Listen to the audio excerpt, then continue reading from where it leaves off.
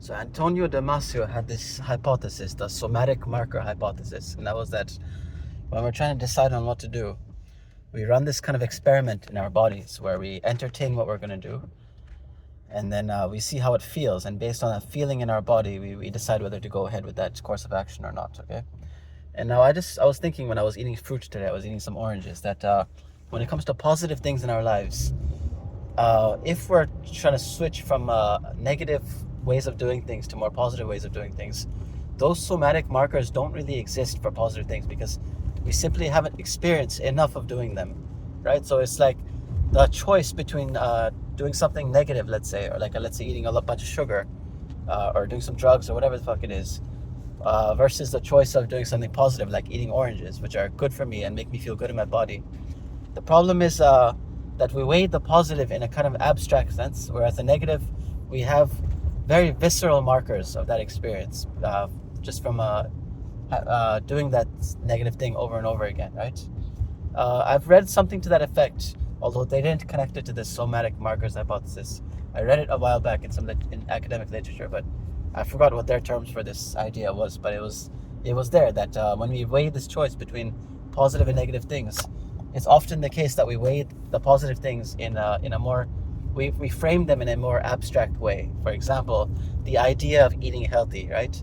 There is nothing that your senses can sink their teeth into when you think about eating healthy. Whereas when you think about eating sugar, or eating chocolate, like it's not just an abstract thing there. It's all your senses are salivating literally at the prospect of eating chocolate, right? So connecting it to the somatic markers hypothesis is like, if you've had a lifetime of eating chocolate, okay, but you haven't had oranges yet, you don't know how it feels in your body, then there's no visceral connection there. There's nothing for your senses to connect to, no feeling in your body associated. But then when you start eating oranges, right, when you've cut out the sugar and now you're eating fruit, now you know what it feels like to be eating oranges instead of chocolate, let's say. And you've been doing it for a while and you love the feeling of how good it feels in your body. Now when I run the experiment in my head, like if I'm ever craving some junk food like pizza or something, I run that experiment in my body. I think ahead, like, okay, how will I feel when I have the pizza versus how will I feel when I eat something, a healthier choice instead? And now because I've experienced both, I can experience both in a visceral way in my body. I can run that experiment properly, and hands down, like now, eating healthy always wins out because I know the feeling. I know the feeling that comes after eating the pizza, and I know the feeling that comes after eating a healthier alternative or refraining from the pizza, and I can make a true experiment. Like I mean, a true, I can run it in a proper way, that experiment. So yeah, it's an interesting connection. I've never heard the somatic marker hypothesis applied in this way.